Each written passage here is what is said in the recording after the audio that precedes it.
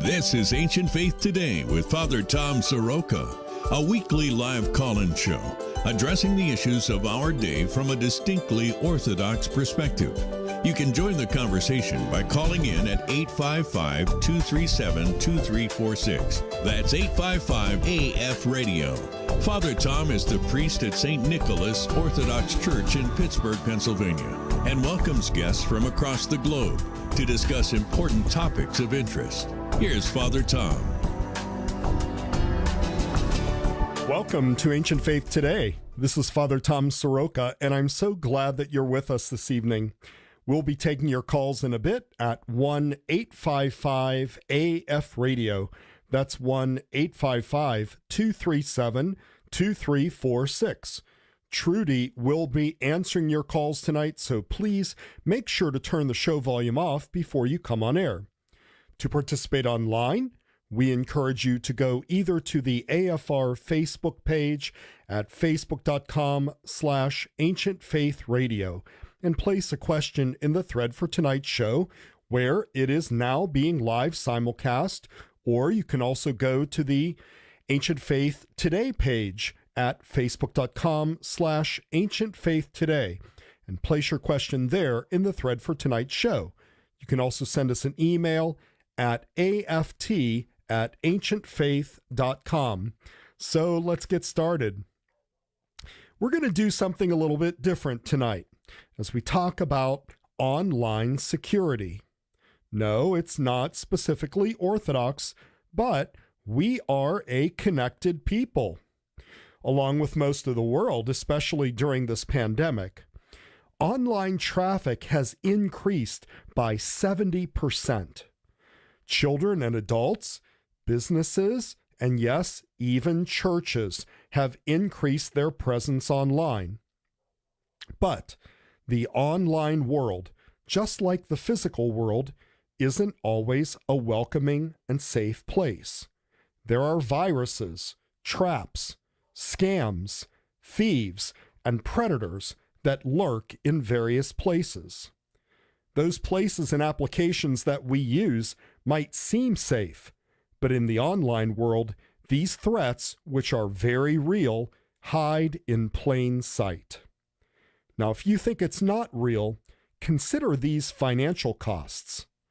One estimate is that the damage from cyber crimes, which includes the destruction of data, stolen money, lost productivity, theft of intellectual property, theft of personal and financial data, embezzlement, fraud, disruption of business, and hacked systems, adds up to a staggering, get this, $6 trillion across the globe per year.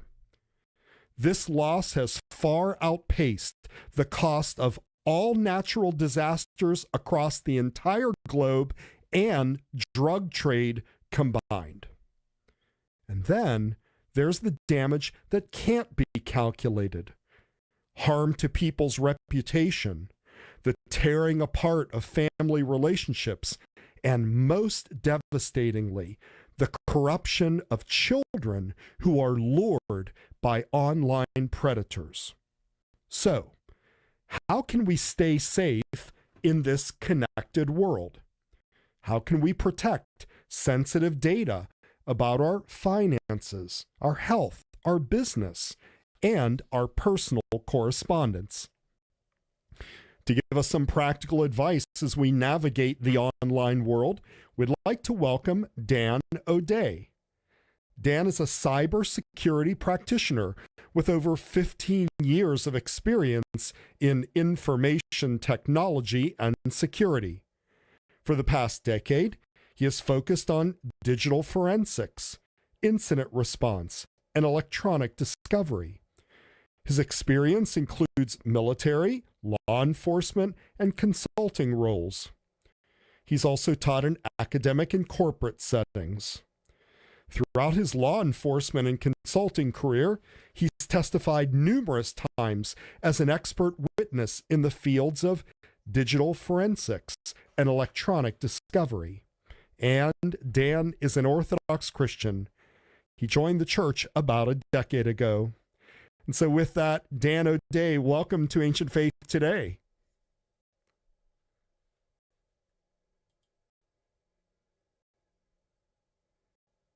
Dan, are you there? I am. It just cut out, but I got right back in. Oh, thank you. I think we're having some issues tonight, so hopefully we'll make the sign of the cross and hope for the best here.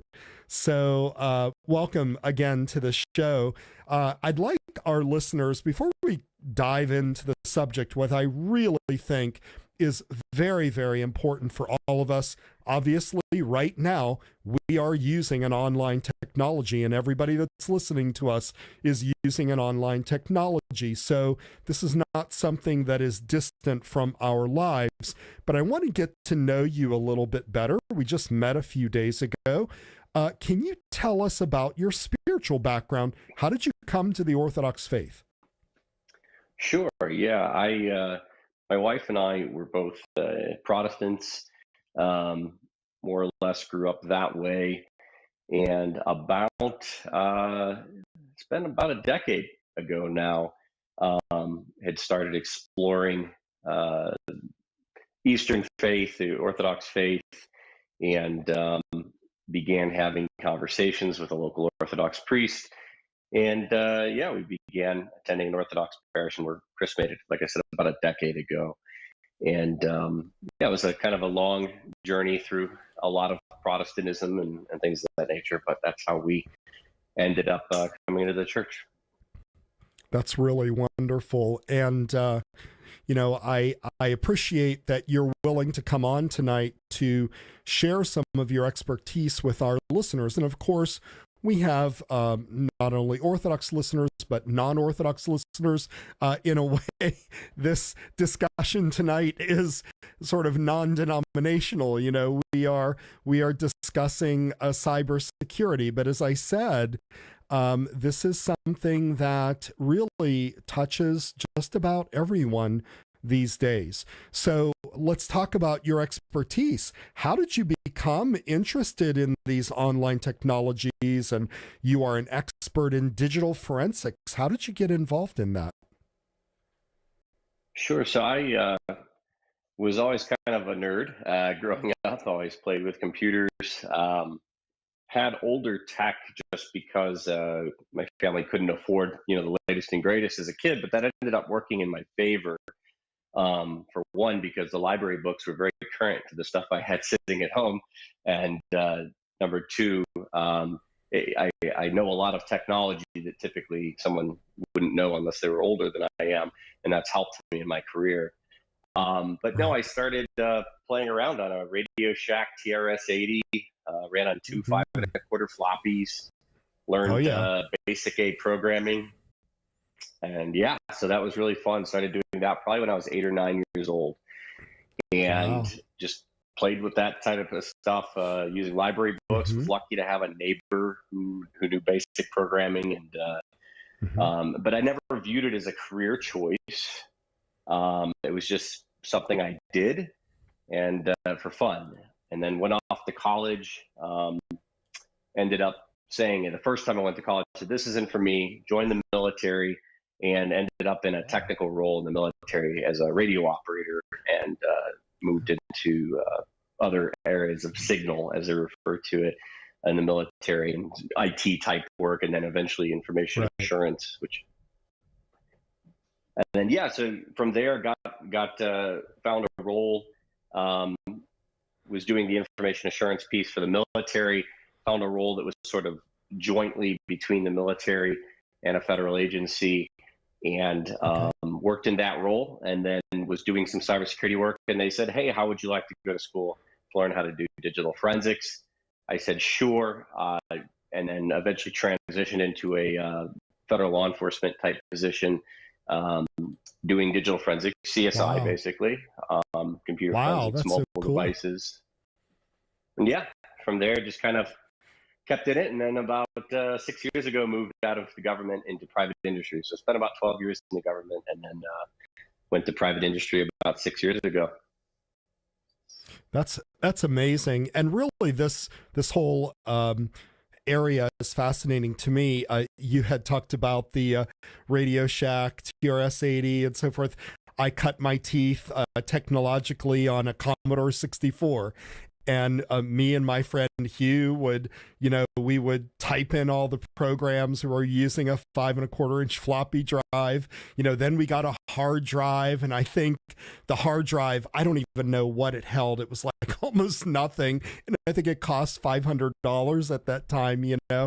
And those were very interesting days. And the technology that we have now is so incredible.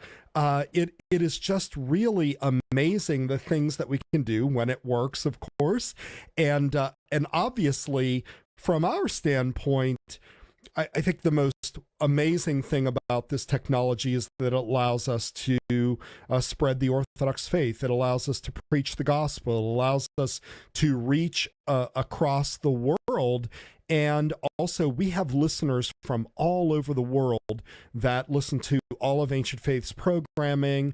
And, I've met people from all over the world. I've made friendships.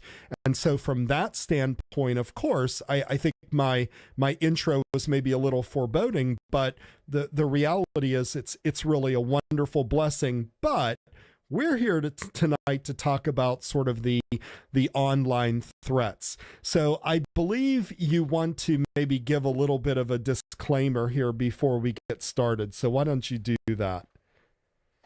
Sure. Thank you, Father Tom. Yeah. So essentially, nothing I say should be construed as legal advice of any sort. And any advice that I give, we're targeting more the consumer at home. Anytime I give any kind of advice or any recommendations in general, you have to take into consideration a whole bunch of factors in the context of those situations. So tonight we're speaking very generally, more targeting a consumer, not businesses and things of that nature. Sure. And so that's what I wanted to say up front. Thanks. Great. Yeah. But, in a way, sort of the principles are very similar. In other words, when we're using email, we have to take the same precautions that, a business user would use, because I think we've come to that point in our world because there are threats and we never know who's going to be trying to access our information. I think the fascinating thing about working online, for whatever reason, there's something very compelling about it, and we tend to trust very easily when we are communicating online, which we would never do in writing. We would never just write down our credit card number and sort of send it in the mail. We'd never do that, but somehow with online transactions and speaking with people that we don't know, we give over a lot of information. And so this is going to be a great reminder to us about how to really protect ourselves online. So let's begin here, Dan. What are some of the biggest electronic threats to home users of computers and internet technologies like smartphones? I mean, even these technologies and these threats have passed on to our phones and so forth. But, what are some of the threats that we need to look out for? The biggest one is really, I'm just going to refer to it as social engineering. And then that kind of falls into a variety of mediums, like you've mentioned. So when that happens, when somebody tries to, when I say that, I mean somebody just trying to trick you for some objective. And that objective can be different. It's often financial gain, but it can be, there could be other reasons as well.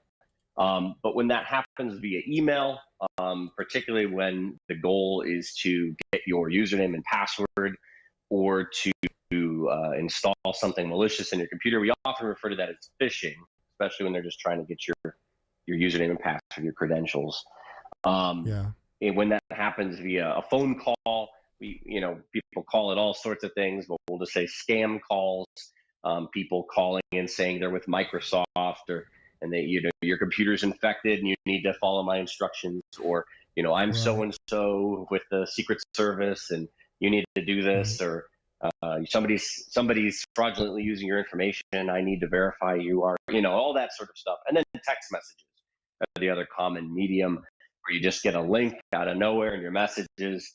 Hey, did you approve this $500 purchase? Click here if this is fraudulent.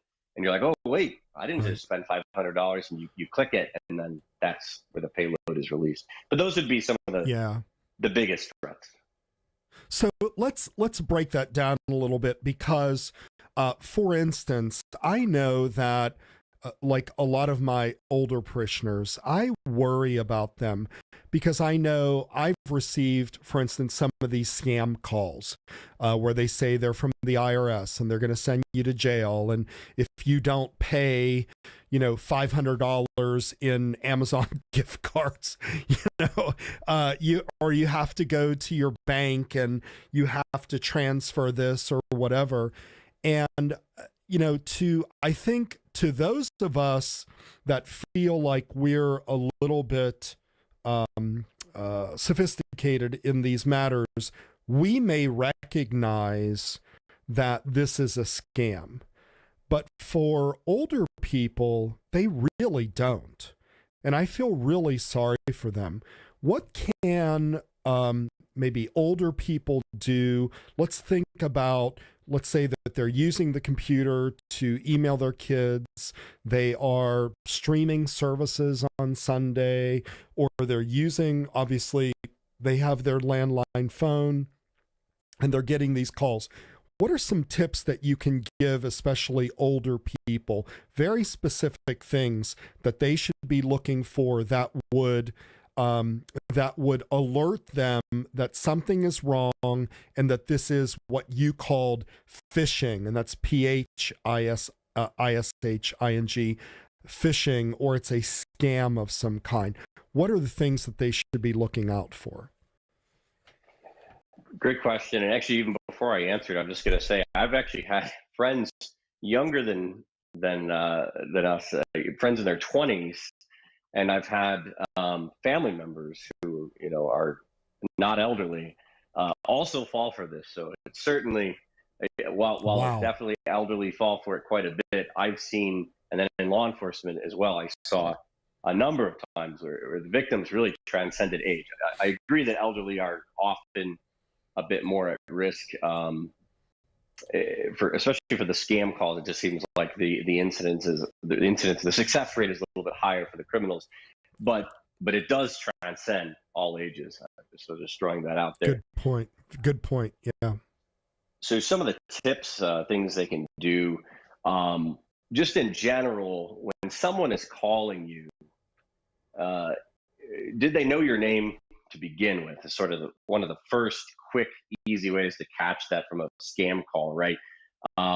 It's very common that they just call and they lead with an account, like I'm calling from Amazon, or I'm calling from Chase Bank, or something really nondescript, Right. like the mortgage company. And if they don't even know your name, that's a pretty good clue. Hey, forget it. Anything, and this is true, by the way, even in the written communications, but sometimes they do know your name, and then there's often a manufactured sense of urgency about it. Like if you don't act now, you're going to miss out of some kind of an opportunity. You might, if you don't click here, you have 2 hours to take this action, or if you don't do this in 2 hours, this transaction will go through, or something. There's some sense of urgency to it, Right. And it's designed to kind of get you to not think and just to react.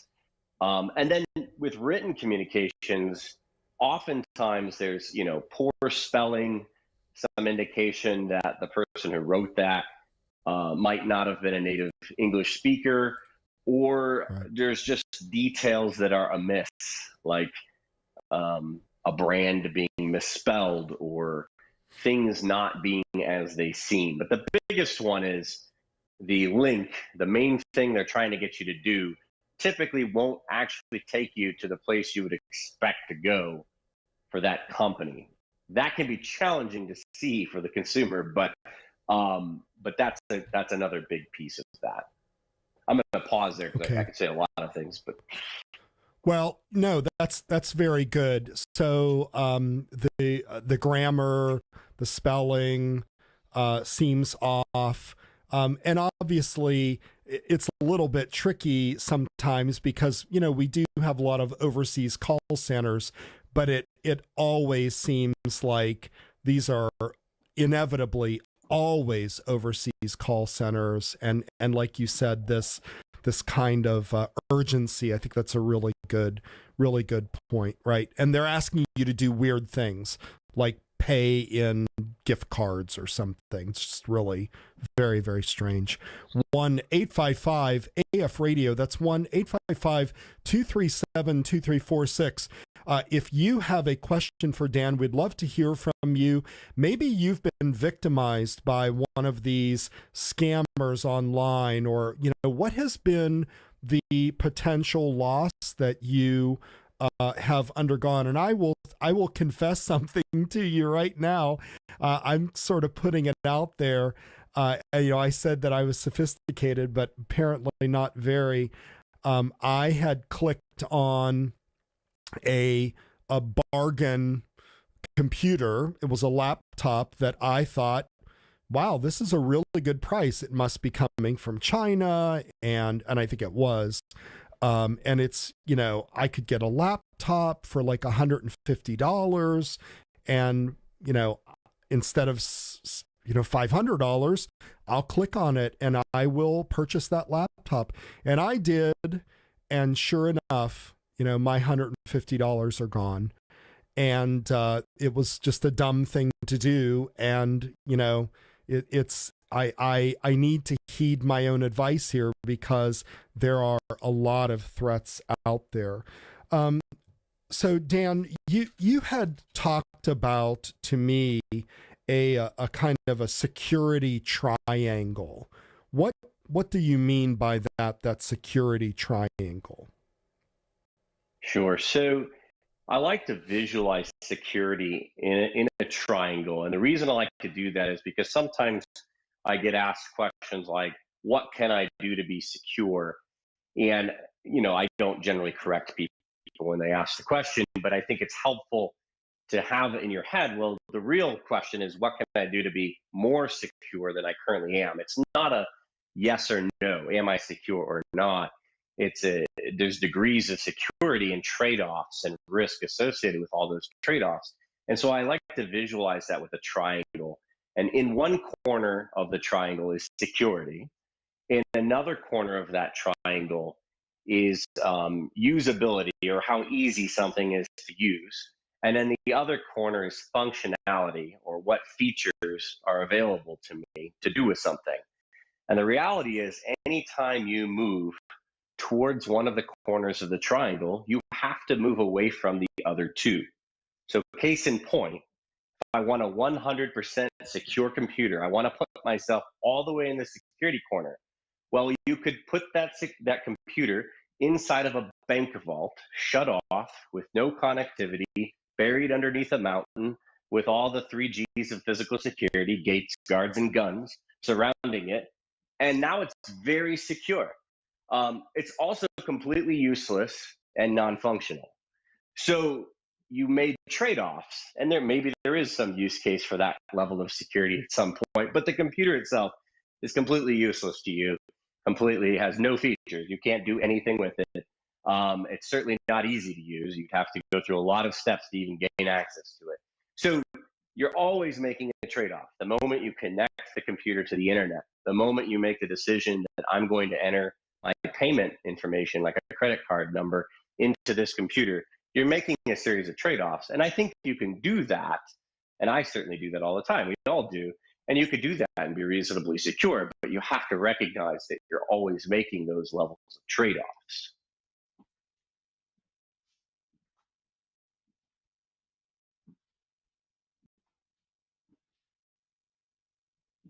Oop.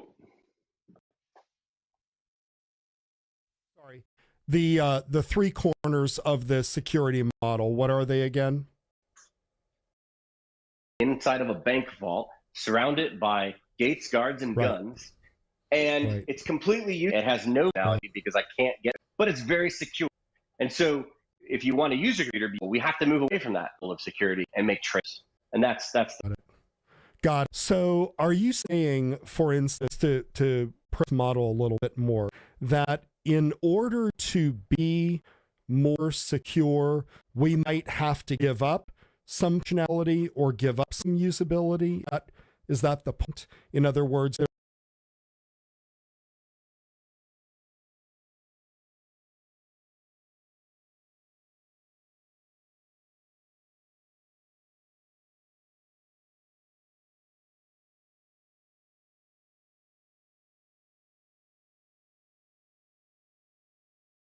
that maybe some app or some phone functions. That's right. And there is a trade-off. The good news is a lot of companies are trying to get easier, especially for the consumer, to make better choices and to make more secure choices while still have a high level of usability and functionality. They're trying to make some of that more transparent underneath it. But there always some sort of trade-off. If I, for example, want to, and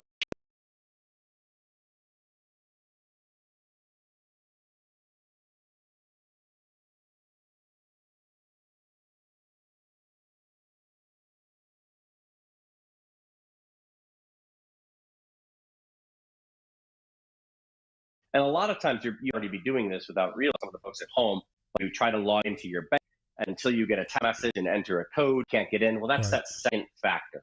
And that helps because if somebody steals your bank account username and password, they can't get in unless they're your phone or unless trick them into giving you the correct phone.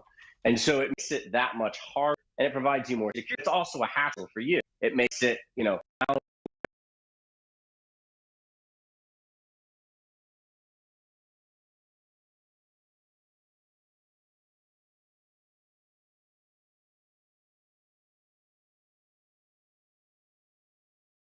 number. There's some additional things you have to take responsibility for now for that security. But in the run, now if somebody steals your password, still one more step they have to take to get to access your account. So it makes you that much more.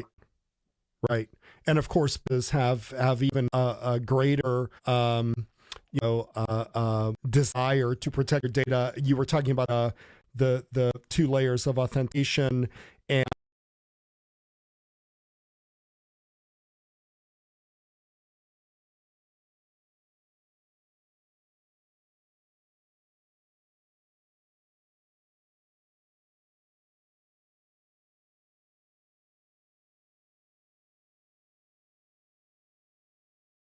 but I guess they found out that the text message was going to different phones. And so I guess that's how they broke into the system. And it seems like there's an end to the desire of people to do damage to these systems. 1-855-AF radio. That's 1-855-372346. Oh, through some of these topics, we only have a couple of minutes.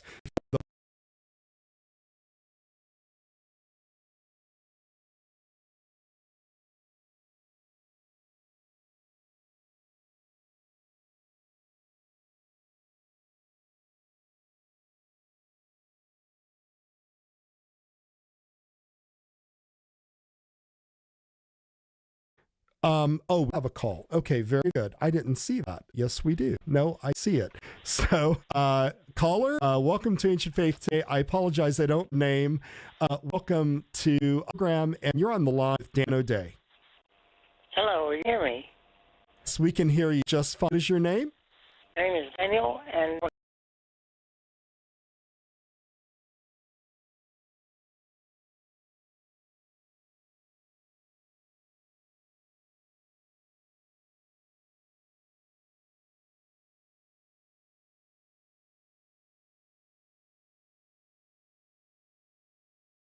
in relative terms, Windows is secure, or used to be, than Mac and Linux.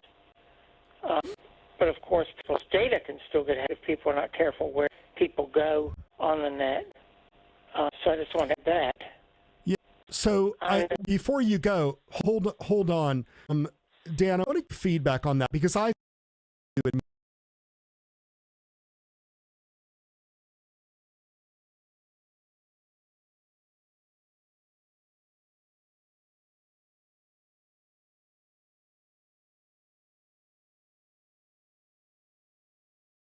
viruses and things. So what is, as a forensic specialist, what is your opinion of the idea that some OSs are more secure, less vulnerable to viruses? I would really have to disagree with that, but I would say, depending on how you use each system, there can be some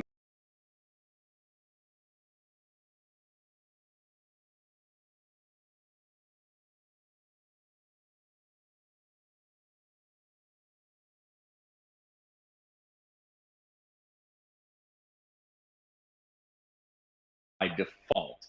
That's changing even in Windows. If you're using recent versions of Windows, the same concept is there with their app, and it lock down the rights of systems and such. But agreed, it's not necessarily out of the box with Windows.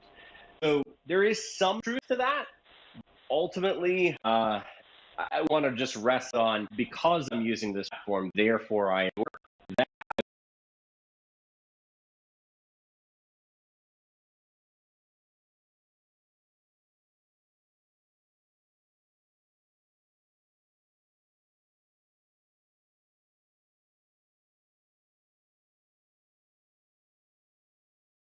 As an example, there they lock it down. You can only use the App Store vault.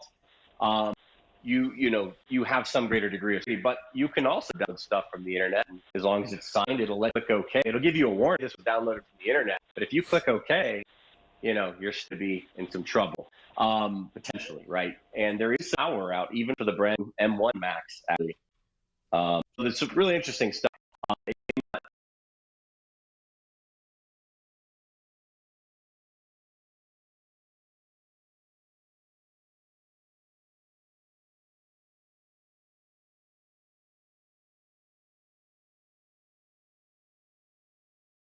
And for the consumer, you might be more secure or another, but overall, there's risks on that form. A lot of it comes down to how do you use them. Yeah, absolutely. Absolutely. Thank you for that comment. I appreciate it very, very much. 1-855-AF radio. That's 1-855-237-2346. Now, I know that we have another caller. However, we're going to take a quick break at the bottom of the hour, come back, and we're going to take that caller right afterwards.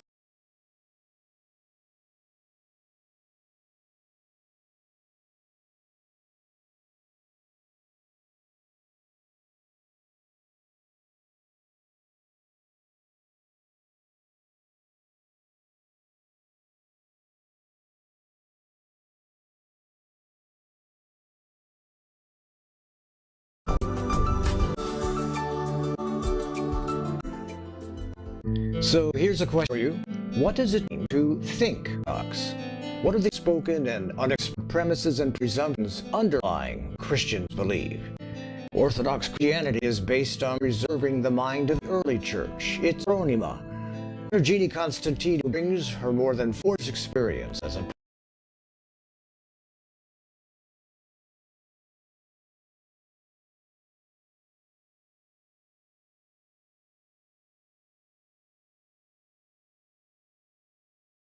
in true Orthodox theology, as practiced by those who are properly qualified by training and a deep relationship with Christ. Thinking Orthodox, now available at store.ancientfaith.com.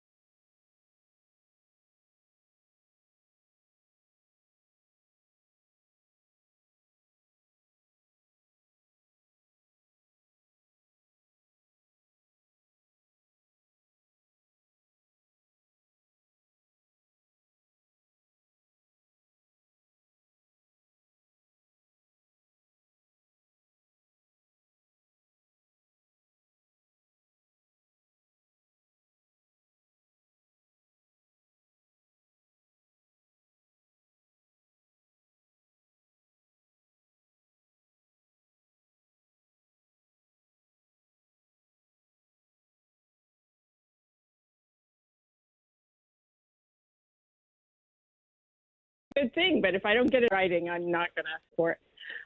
Yeah, that's And great. then I actually had a question for you. My husband doesn't do texting on his cell, and so that makes it hard for two-factor authentication. I noticed that if I did my cell phone number, his second-factor authentication, some companies really rely on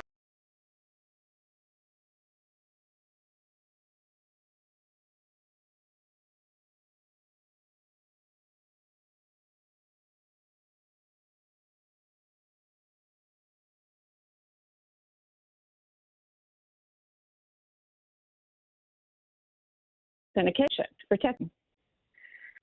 Sure. So would I be correct in if he's not using text messaging, he's not using is it safe to assume he's not using a smartphone of any kind? Correct. It's not a phone. It's the old-fashioned kind. Got it. Okay. So that's interesting because there are other ways of doing chapter that aren't via text message apps on the phone, but those are there are potentially device he could use or he could use an account. He's got to have a computer to do it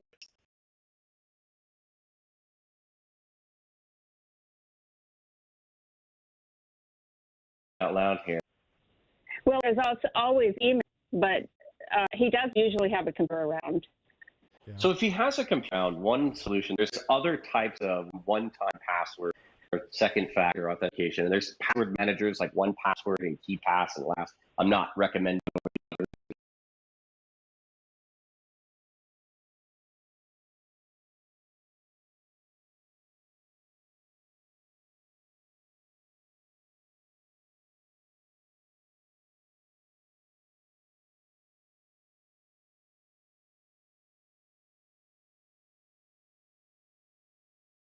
Accounts. Fortunately, banks don't do that. They require them. The good news is sometimes the banks allow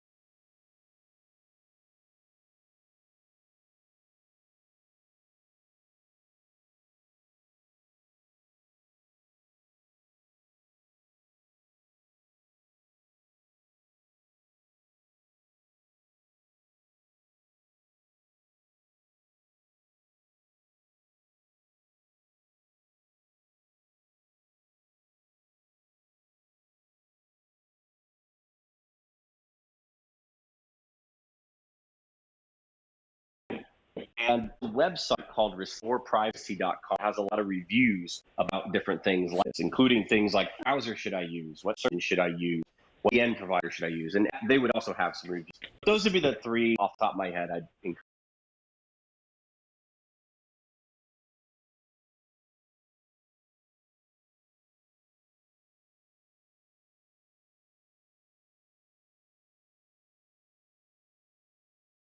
Two three seven 2346. So let's go back to some of the topics that we were talking about, Dan. For instance, right now, as we are, there are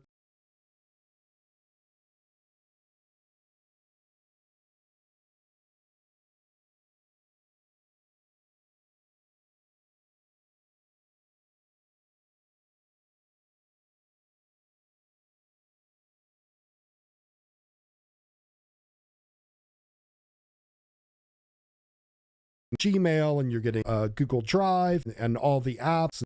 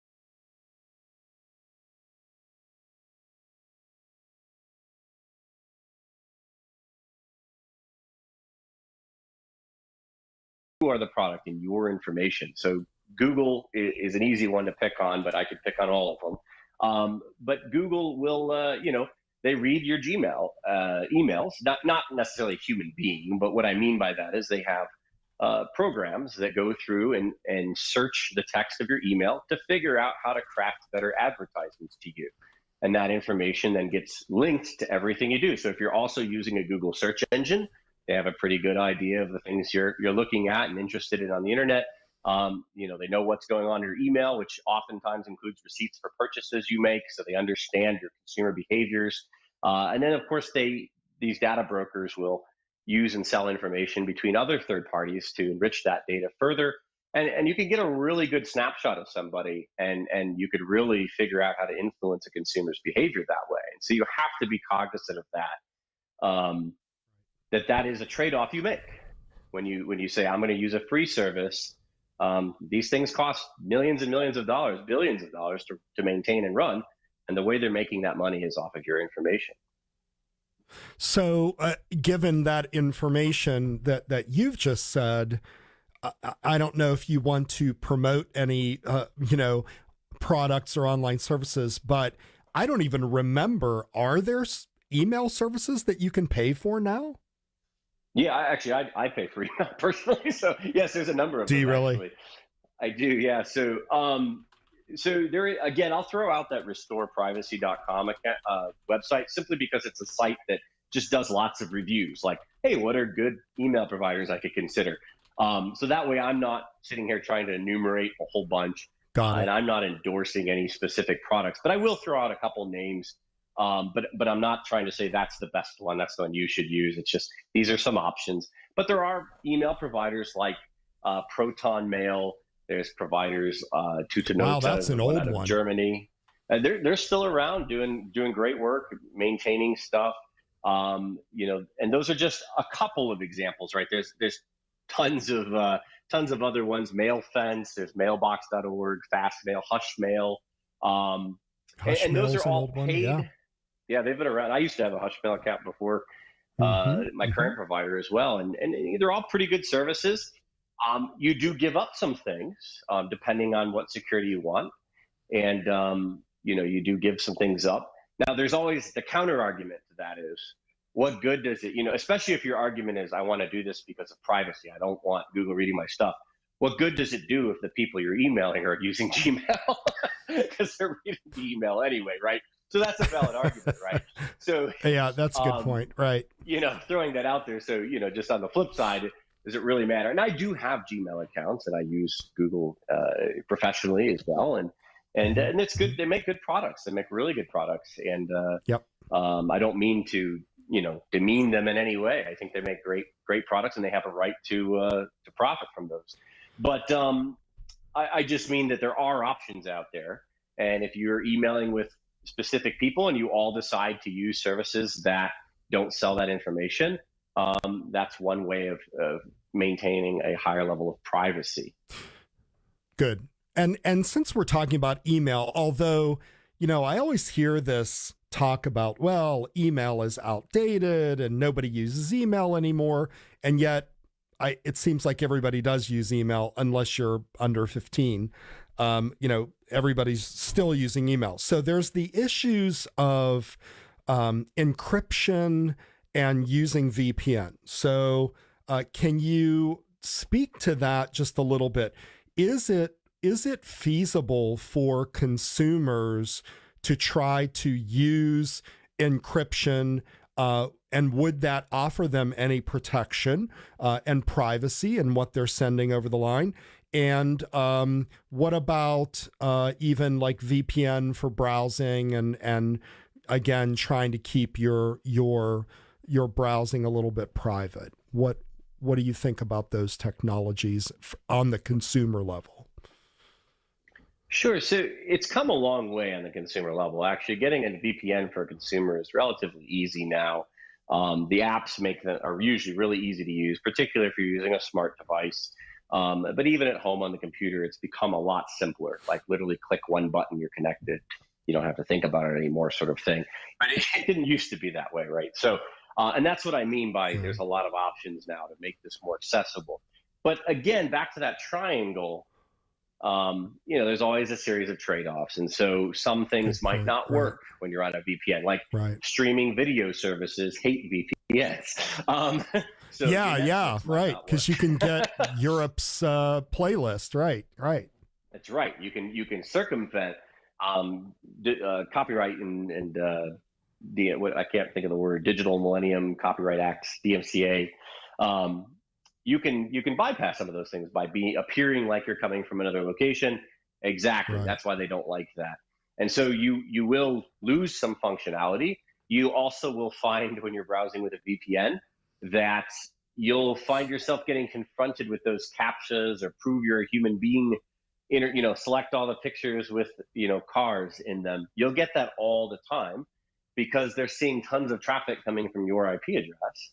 And it's not all attributable to you. And some people aren't doing good things on those things. So you kind of get lumped in, but that also provides some degree of anonymity as well, because you're getting lumped in with all these others. So again, there's trade-offs, and you have to consider, what your risk is. If you're using the internet at home, your Wi-Fi or wired connection is, it's a password protected Wi-Fi or whatnot, and that's pretty much all you're doing. You may, you're not doing super secure stuff. You may not have a need for a VPN. If you're using public Wi-Fi in, coffee shops and airports, you're probably a better candidate for it. You probably want to consider having something like that. If you're working for a company, typically they already provide that to you. They already have it, right? Mm-hmm. Right. Good. Here's a couple of other issues.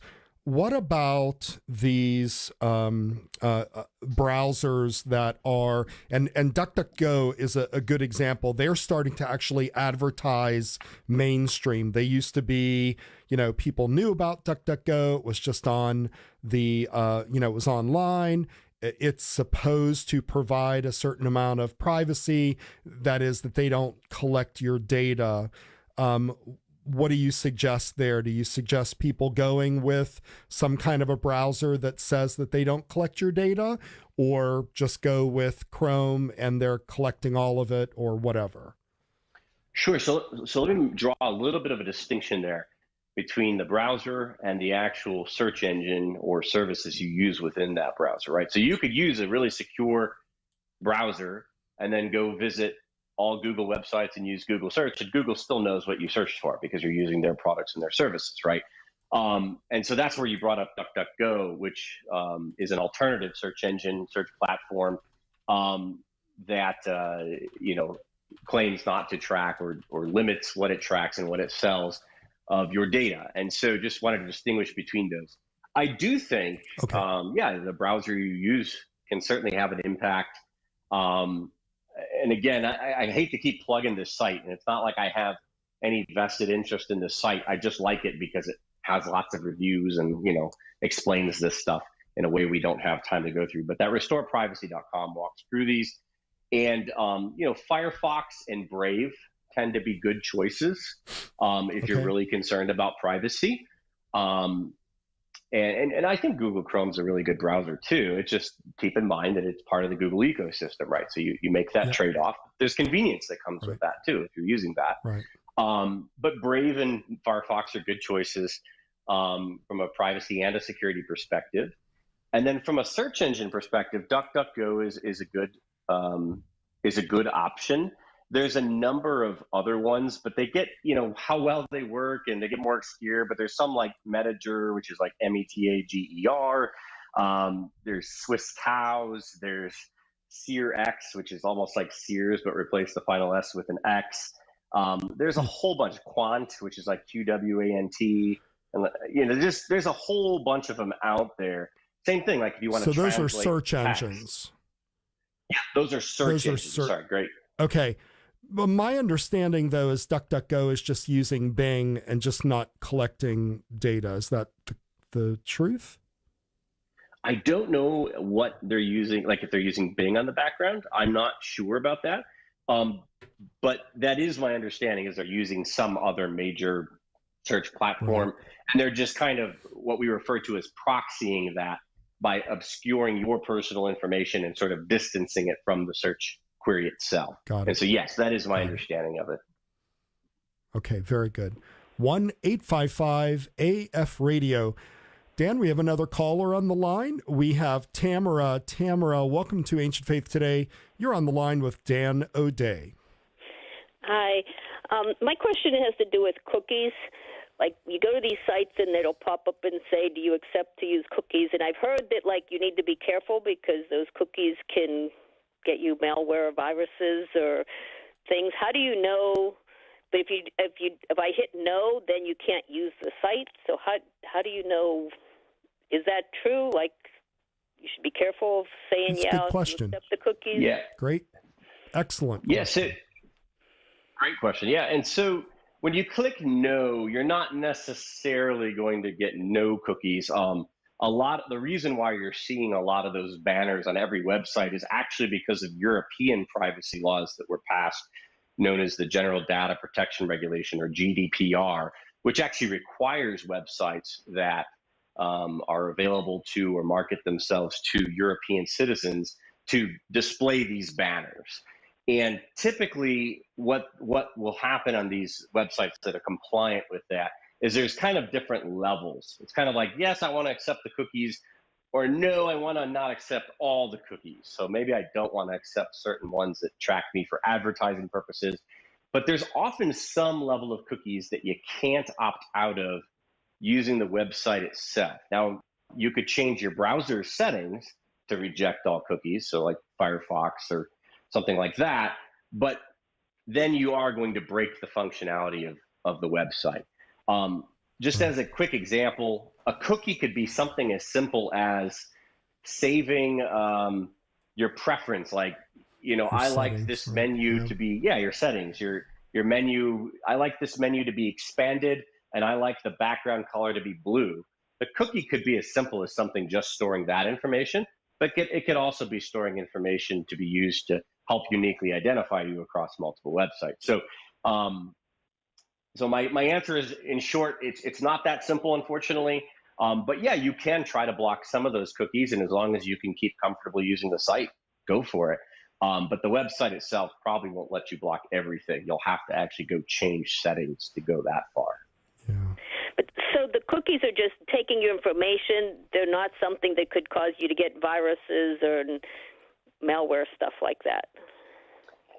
So the cookies, they typically just record if they're playing by the rules. I'm going to give this caveat.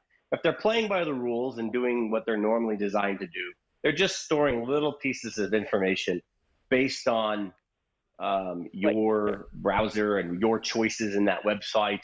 Often things that you want, things that to make your experience better the next time you use it, things that you've chosen.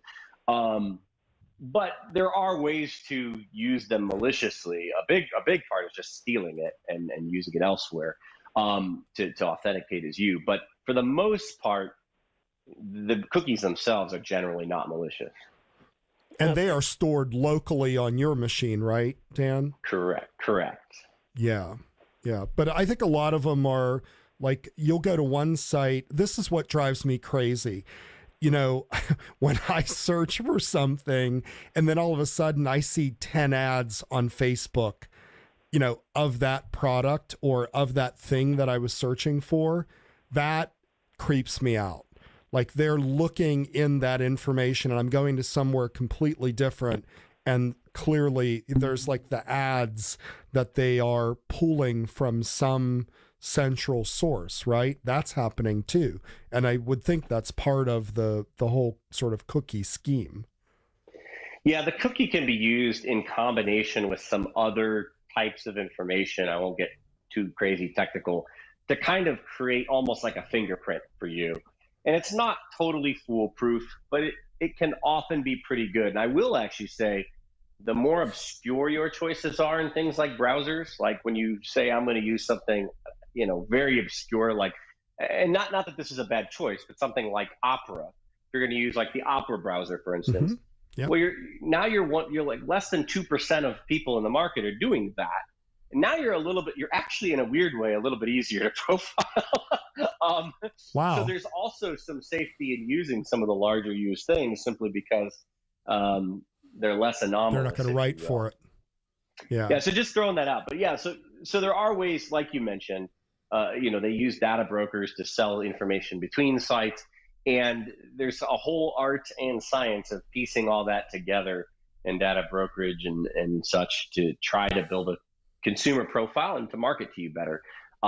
The bad news is the operating systems and the browsers in some cases are cooperating with this and actually making it easier by assigning you an advertising ID. So by default, Microsoft Windows does this, for instance, unless you turn it off during the installation. And there's a number of other things. You can turn it off after the fact. You can go into your settings, but there are a number of browsers and services that are doing this. Many free services are doing this, Facebook, LinkedIn, etc. And you have to go in and explicitly turn it off. It's usually worded very carefully. They usually say something like, they'll make it sound like it's a bad option for you to turn it off. They'll make it sound, and it could be, right? Because you might start getting ads for stuff that's completely irrelevant to you and may not want that. But it'll say something to the effect of, stop using or stop personalizing recommendations to help me or something like that. They'll often word it kind of like that, but you'll have to turn that off to prevent that a little bit. Right. All right, Tamara, thank you for calling. Appreciate it very, very much. Dan, we only have a few minutes left, and I wanted you to address maybe the absolutely darkest part of this, the whole sort of online experience, and that is protecting our children. There is a shocking it's like a 10-minute documentary put out by a company called Bark, and B-A-R-K. And it's about a mom who works for Bark, and she poses as an 11-year-old. And they work with the law enforcement officers, and they create a persona. She even dresses like an 11-year-old. She takes Instagram photos, puts it on Snapchat, TikTok, Kick, and everything. And within seconds, online predators, males, were going after her. It is the most shocking thing I've ever seen in my life. I would really suggest every parent go and watch this. Just go to YouTube, look for Bark, and look for mom posing as 11-year-old. So, Dan, let's talk a little bit about what can parents do to try the best they can to keep their children safe while they're still having to use tools online.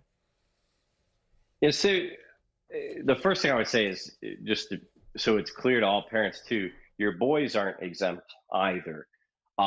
They're also targeted, often by older men, but they are targeted as well. So it's not just a thing for little girls, it's a thing for boys and girls. So keep that in mind.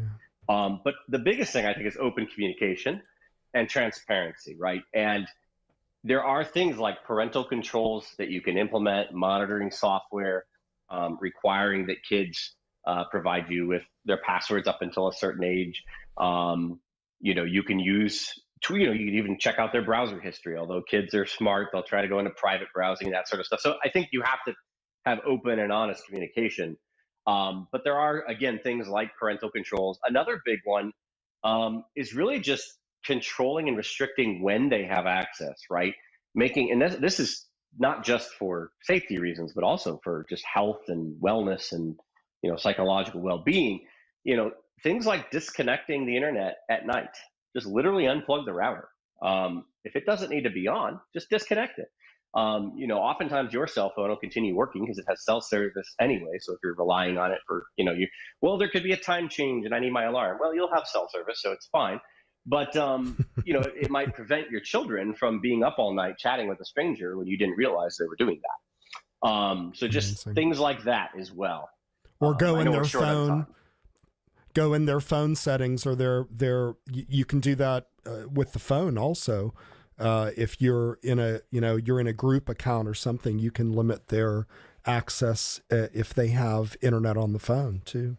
Yeah, and restrict, parental controls are great, and restrict their ability to install stuff is a big thing, because you want to know what apps they're using, don't let them download new apps without your permission. So, that's a great thing. But unfortunately, a lot of parents are in the situation where their child is probably more tech savvy than they are. But there's lots of resources online. And there are, this is one of those areas where being in one of those ecospheres, actually, Google, Apple, Microsoft, does make your life a little easier because they do provide some really good tools in this regard that you can look up and reference. And when I say Google, I just mean use any search engine. It's become a generic term at this point. Understood. And just your take on, let's say that your child has a phone, and there are apps where you can get their texts and you can see what they are doing on Kik and TikTok and whatever. Do you recommend this? I obviously you had said, we need to have open communication with our children and so forth. And I think parents are really in a tough spot because, on the one hand, they want to give their children as they grow older some autonomy. On the other hand, the dangers for both boys and girls are so great. And from an Orthodox Christian standpoint, we're responsible for our moral upbringing of our children. Do you recommend these kind of tools also, where you can see maybe through the router or whatever what's going on, what they're saying on the phone? What do you think about that? Yeah, I think monitoring is huge, especially for younger kids. The reality is they might not even be aware of some of the things that are happening that you will pick up on as an adult. Or they may be ashamed to talk to you about it. They may be afraid to talk about it. They may feel like they will get in trouble. Like if somebody sends them a photograph containing nudity, they don't want you to think perhaps that they were looking for that on the internet, and maybe they're ashamed and they hide it. And these are forms of abuse to these children, right? With just the very act of sending it to them. But I do think monitoring is important, especially at a young age. Of course, there's no one size fits all here. Each parent has to, they know their children, they have to, make these choices.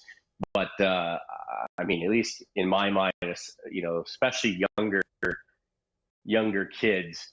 And then as based on the relationship with that child and your trust of that child, at a certain point, yes, you absolutely have to give them greater autonomy and privacy. But there are solutions like a password manager where you say, I'm going to give you your own password manager account now, and you have to put your passwords in here, which means that I could access them. And I want to do that for safety reasons. If anything should ever happen to you as your legal guardian, I might need to access your email in order to get into one of your accounts or something like that. But I'm not going to access it, unless I feel that I need to or whatever. And maybe every now and then you audit it or something. You just pick one at random and make sure it works. And that's again, those are all decisions you have to make. Those are tough decisions. Those are parenting. That's parenting advice. I'm not an expert in that yet. Mine are 2 and 5. It's coming soon. I think when our children were about 13 or so, they got their phones, maybe a little bit younger, even I'm sad to say, but I think they're just getting younger and younger and younger with phones now. And it's a really, really tough situation because you realize, it's essentially a potential sewage pipe into their hearts. And it could be really devastating to children. So, but anyway, Dan O'Day, thank you so much. This was really fascinating. I loved this show. I loved talking to you. Thank you so much for your expertise. The way in which you approached everything was just so clear and so helpful. I know our listeners loved it. I loved it. I hope that you'll come back sometime and wish you all the best in your important work. Thank you so much. Thank you, Father Tom. It's been great being here. Thank you. Before I share a few final thoughts, I want again offer my sincere thanks to Dan O'Day for coming on the program today to talk about these important issues. These are things that we're all using, computers and smartphones and all of the different things that we have to face, and we have to do this safely. So thank you also to Bobby for engineering the program, everybody that listened and everybody that called in. Here's a few final thoughts. I love that the Ancient Faith Prayer Book includes a prayer before using the internet.